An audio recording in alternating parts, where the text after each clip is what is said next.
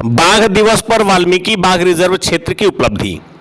2010 में शुरुआत की गई बिहार के इकलौते वाल्मीकि नगर के वाल्मीकि टाइगर रिजर्व ने बाघों के संरक्षण और संवर्धन को लेकर देश के 6 राज्यों को पीछे छोड़कर राज्य को गौरवान्वित करते हुए एक नई उपलब्धि हासिल कर कीर्तिमान स्थापित किया है। टाइगर सेंसस के बाद गत वर्ष वीटीआर को देश भर के शीर्ष 5वें स्थान का गौरव प्राप्त हुआ था और पीएम मोदी जी ने भी इसे सम्मानित किया था। हालांकि उस समय यहां बाघों की संख्या 30 से 35 के करीब थी, लेकिन आज यहां बाघों की तादाद में निरंतर बढ़ोतरी के बाद अब यह आंकड़ा 60 के करीब जा पहुंचा है। देश में बाघों के संरक्षण के लिए वर्ष 1973 में प्रोजेक्ट टाइगर शुरू किया गया था। उस समय देश में मात्र 8 अभयारण्य थे, लेकिन वर्तमान में इनकी संख्या 53 हो चुकी है। इन्हीं अभयारण्य में यूपी और नेपाल सीमा पर स्थित वाल्मीकि टाइगर रिजर्व भी शामिल है। यहाँ रॉयल बंगाल टाइगर पाए जाते हैं। पड़ोसी देश नेपाल के चितवन नेशनल पार्क सटे नारायणी गंडक नदी तट पर करीब 900 वर्ग किलोमीटर में फैले वीटीआर का इलाका इंडो नेपाल सीमा के वाल्मीकि नगर से बेतिया तक है। इसे 2 डिवीजन और 8 वन क्षेत्रों में बांटा गया है। बाघों के संरक्षण को लेकर जन जागरूकता अभियान भी चलाया जाता है। स्कूली छात्रों के साथ साथ जन सहभागिता की कवायद तेज कर दी गई है। खासतौर पर गन्ना किसानों से सहयोग को लेकर इको विकास समिति का गठन भी किया गया है। और तो और यहां आने वाले सैलानियों से भी बाघों को बचाने की अपील लगातार की जा रही है। तभी तो यहां पर एक बहुत खास स्लोगन दिया गया है, मुझे फंदे से बचाओ, जियो और जीने दो, क्योंकि बाघ हैं तो आप हैं। आइए हम देखते हैं इस बाघ अभयारण्य को।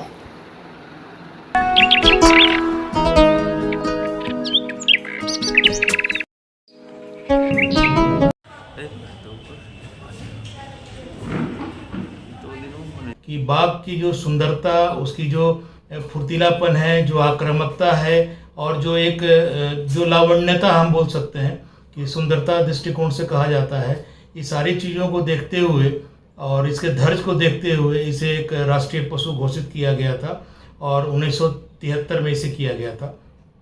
अगर हम इसमें इसका एक पहलू ये भी देखें कि अगर जैसे राष्ट्रीय पशु का जो एक वर्गीकरण है, ये सारी चीज़ें अगर आप मिलाएंगे तो आप बिल्कुल सही पाएंगे कि जो इसका जो है राष्ट्रीय पशु बनाने का जो आधार था, यह जो है काफ़ी सही है।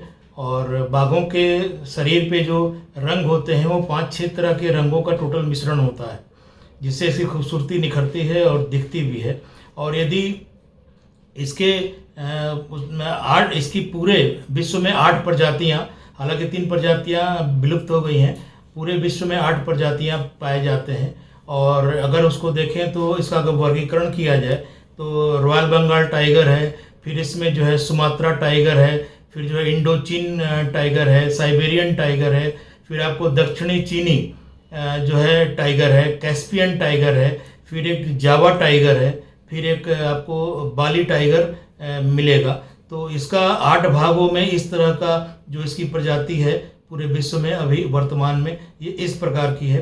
अगर बाघों के जो इसकी लंबाई की अगर बात करें तो ये 10 से 13 फीट, कहीं कहीं 14 फीट पूंछों तक ये पाए गए हैं। और इसकी अगर ऊंचाई की बात करें तो 3 से 3.25 फीट ऊंचे ये बाघ होते हैं। अगर वजन की बात करें तो नर बाघ जो होता है वो आपको 90 से लेकर 300 किलो तक के बाघ जो है देखे गए हैं।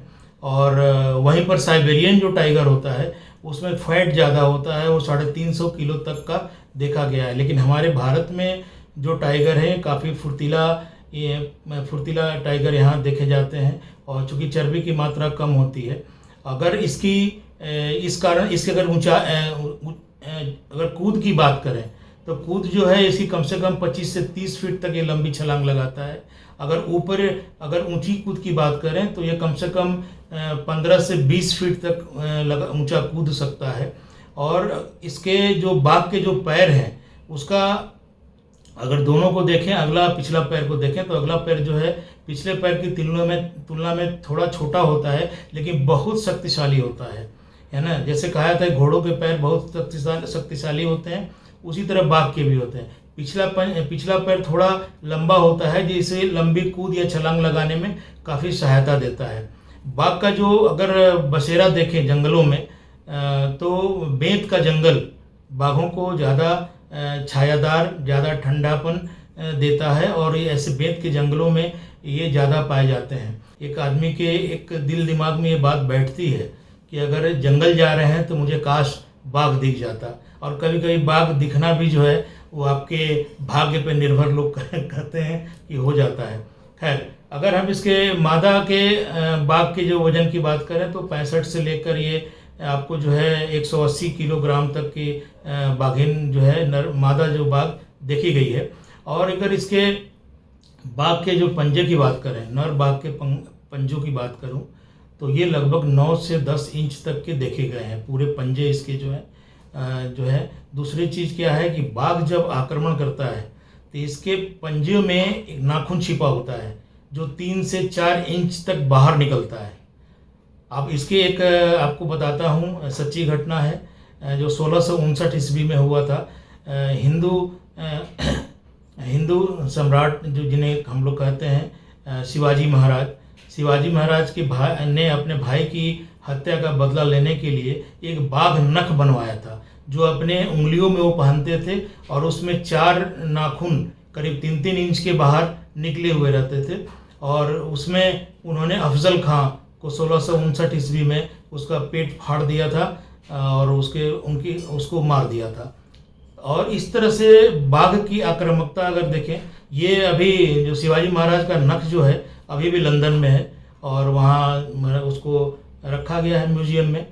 दूसरी चीज़ क्या है कि बाघ जो है अपना क्षेत्र, ये ह्यूमन नेचर है, मानव में भी पाया जाता है। बाघ जो अपना क्षेत्र जो है वो 100 मीटर के स्क्वायर मीटर के दायरे में बनाता है, और वहीं और जो है पूरा इसके लिए वो क्षेत्र बनाने के लिए पेड़ों पर खरोंच लगाता है, पौधों पर, लकड़ियों पर अपने मल मूत्र का त्याग करता है और एक प्रकार का गंध छोड़ता है, जिसके कारण जो है वहाँ पर दूसरे आने वाले जानवरों को पता चल जाता है कि यहाँ पर जो है बाघ का इलाका है, इसलिए वो इस क्षेत्र में प्रवेश नहीं करता। दूसरा बाघ भी एक दूसरे बाघ के क्षेत्र में जाना पसंद नहीं करता। अब इनके गर्भकाल की अगर बात करते हैं तो गर्भकाल जो है वो 3.5 महीने का होता है, और ये जो है एकांत में अपना बाघिन जो है बच्चा देती है और बाघ उसका संरक्षण करता है जो एक्चुअल पिता होता है। और अगर इसके एक चीज़ आपको बता दूं कि बाघ का जो संभोग काल होता है ये 4 से 5 दिन तक अनवरत चलता है। दिन भर में करीब 15-20 बार ये या 30 बार, कहीं कहीं 40 बार भी देखा गया है कि ये संभोगरत होते हैं, और ज़्यादा नहीं 15 सेकंड से 20 सेकंड का इनका जो है संभोग काल होता है। और ये जब, और एक चीज़ और आपको बता दूं कि बाघिन को जो है वो पीरियड्स नहीं होते, तो ये चीज़ें हैं बहुत से जानवरों में देखा गया है, कुत्तों वगैरह में देखा गया है। और इसमें एक चीज़ और मैं आपको बताना चाहूँगा कि टाइगर प्रोजेक्ट की जब शुरुआत हुई थी वो स्वर्गीय श्रीमती इंदिरा गांधी ने किया था, 1 अप्रैल 1973 को किया था। और जहाँ तक वो था कि एपेक्स स्पीसीज जो है हमारे यहाँ टाइगर है, तो टाइगर क्या कर रहा है, एक बहुत आज अंतर्राष्ट्रीय व्याघ्र दिवस भी है, इसलिए वो मुद्दा आ गया कि टाइगर को बचाना क्यों जरूरी है, क्योंकि एक टाइगर को रहने के लिए करीबन 25 से 30 स्क्वायर किलोमीटर एरिया का ये अधिवास क्षेत्र जरूरी होता है। तो जब हम एक टाइगर को बचाते हैं तो 25 से 30 किलोमीटर एरिया के जंगल क्षेत्र को बचाते हैं, उसके साथ हम बहुत सारे जानवरों को बचाते हैं, उसके साथ हिरन बचे, और चूंकि उन सबको बचाने के लिए हमको एक इकोसिस्टम तैयार करना पड़ता है। तो टाइगर कंजर्वेशन इज बेसिकली जो इकोसिस्टम कंजर्वेशन है, इसलिए हम लोग उसको एपेक्स जानवर मानते हैं। और हमारे जो पश्चिम चंपारण की बगहा की धरती है, मतलब पश्चिम चंपारण बहुत नैरो डाउन हुए तो लगभग बगहा और रामनगर और मैनाटार का जो एरिया है बड़ा ब्लेस्ड है कि यहाँ पे टाइगर है। और जो भी हमारे एसएसबी के लोग जवान जो दिन रात सीमा पे काम कर रहे हैं, डेफिनेटली बहुत ज़्यादा मदद मिलती है, चाहे वो रेस्क्यू हो या फिर कभी कोई अपराध हो। तो जो हमारे डीएफओ साहब हैं प्रमंडल 1 प्रमंडल 2 के, उन्होंने स्पष्ट खुलेआम मंच पे बोला है कि विदाउट एसएसबी के हम लोग मूव तक नहीं कर पाएंगे रेस्क्यू और इस सब के मदद से। अभी भी रेस्क्यू हो रहा है, हमारे जवान कितने हैं कुल मिला के 150-200, तो वो डायरेक्टली वो जो वहाँ पे एसएसबी उनका रिश्ता है बड़ा कॉर्डियल है, और वो बाकी जानकारी हमें लगता है सर